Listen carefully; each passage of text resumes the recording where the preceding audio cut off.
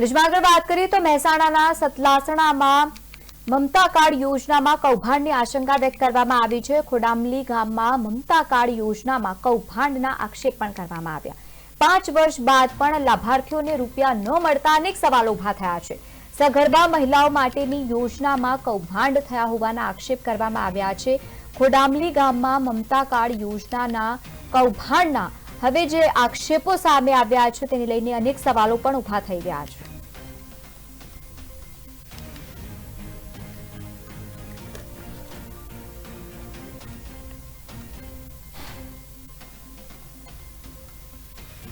ભાવબેન એમને કીધું કે ફોર્મ ભરાઈ ગયું છે પણ પૈસા હજી આવ્યા એકવાર ને 7 મહિના છે તો તુવરની દાળની રીમાં લ્યો નાસ્તો કીધું તું યોને કે પૈસા આવી જશે 3-4 મહિના છે યોન કીધું તું પહેલા નતા આવ્યા ત્યારે કીધું તું પછી ના છે હમણાં કીધું 3-4 મહિના છે પછી લાભ મહિને